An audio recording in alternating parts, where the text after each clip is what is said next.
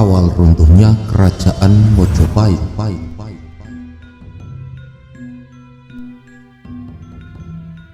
Sedulur-sedulur nasihat kehidupan misteri, Majapahit, kerajaan di Nusantara yang pernah menguasai hampir seluruh bagian yang kini disebut Indonesia, menyisakan penggal sejarah kelam. Terjadi Perang Paregreg sebagai salah satu awal kehancuran kemaharajaan yang berdiri sejak akhir abad ke-13 Masehi ini. Pada masa jayanya, menurut Negara Kertagama, Mojopahit membawai tidak kurang dari 98 kerajaan di Nusantara. Wilayah kekuasaan kerajaan Hindu-Buddha ini mencakup Jawa, Bali, Sumatera, Kalimantan, Nusa Tenggara, Sulawesi, hingga Maluku. Sebesar apapun kerajaan, pasti memiliki cerita tersendiri sebelum kehancurannya, termasuk kerajaan Majapahit. Kendati kekuasaannya meliputi banyak wilayah di Nusantara, bahkan hingga tanah seberang, kerajaan yang berpusat di Jawa Timur ini digerus kehancuran karena perang saudara. Mulai melemahnya kerajaan Mojopahit bermula dari wafatnya Mahapatih Gajah Mada pada 1364. Sosok yang terkenal dengan sumpah Amukti Palapa untuk menyatukan Nusantara ini merupakan tandem sejati bagi Raja Mojopahit kala itu, Hayam Wuruk, yang bertahta sejak tahun 1350. Ketiadaan Gajah Mada membuat Hayam Wuruk ikut terpuruk dan akhirnya meninggal dunia pada 1389. Wafatnya Hayam Wuruk, juga sebelumnya Gajah Mada, membuat stabilitas kerajaan Mojopahit semakin rapuh.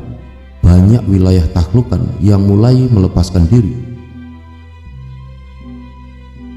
Sebagai penerus tahta Mojopahit, tampillah Wikramawardhana, menantu Hayam Wuruk alias suami dari Kusumawardhani.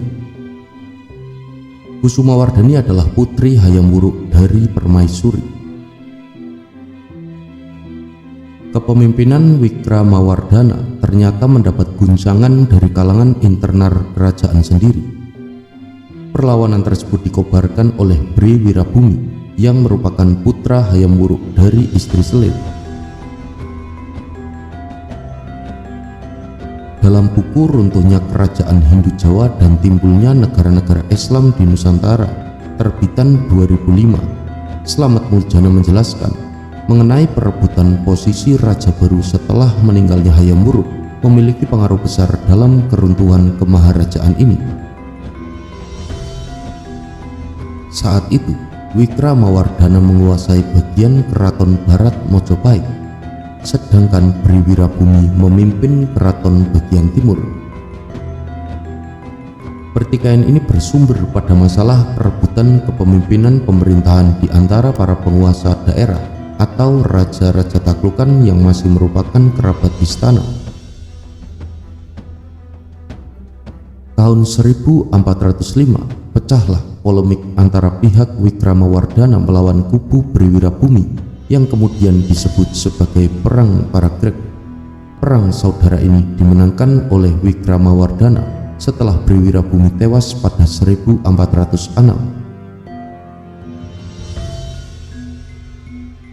Perang Paregreg merupakan salah satu faktor penyebab kemunduran Mojopahit. Deretan penerus penguasa Mojopahit setelah Wikramawardhana yang rentang tahunnya antara 1389 hingga 1429 tidak ada yang mampu membangkitkan kejayaan imperium besar kerajaan yang pernah digapai pada masa Hayam Wuruk dan Gajah Mada. Pusat pemerintahan Mojopahit lalu dipindahkan dari Trowulan ke Daha Kediri pada era kepemimpinan Girindra Wardhana atau Brawijaya ke-6 1478 hingga 1489. Pindahnya ibu kota tidak membuat kondisi Mojopahit membaik, bahkan semakin lemah pengaruhnya, terlebih dengan kemunculan pusat kekuasaan baru di Jawa, yakni Kesultanan Demak yang didirikan oleh Raden Patah, Pangeran Mojopahit putra dari Bri Kertabumi atau Brawijaya V 1468 hingga 1478. Kesultanan Demak merupakan kerajaan Islam pertama di Jawa. Ajaran Islam kala itu memang sedang berkembang pesat dan kian melemahkan pamor Mojopahit yang mayoritas rakyatnya menganut agama Hindu atau Buddha. Mojopahit runtuh ketika terjadi serangan oleh Kesultanan Demak yang dipimpin oleh Sultan Trenggono yang rentang tahunnya antara 1521 hingga 1546. Trenggono adalah penguasa Kesultanan Demak ketiga setelah Raden Patah dan Pati Unus. Pada tahun 1527, Sultan Trenggono mengirim pasukan untuk menduduki Mojopahit dan mengambil alih wilayah-wilayah taklukan yang masih tersisa. Kemaharajaan yang pernah amat besar dan perkasa itu pun akhirnya benar-benar musnah. Sedulur-sedulur nasihat kehidupan misteri. Dari sejarah perang Paragreg atau awal runtuhnya kerajaan Mojopahit, kita bisa berkaca bahwasanya sebuah imperium besar seperti kerajaan Mojopahit pun bisa hancur dan hanya menyisakan peninggalan dan cerita-cerita mengenai kebesarannya.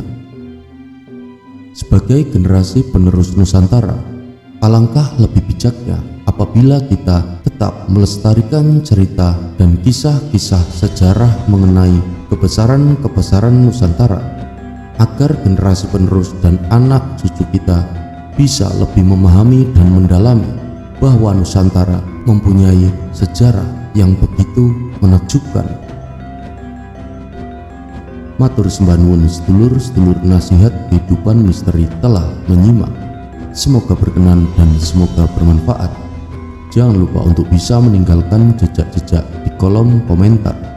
Mugi rahayu saku dumati.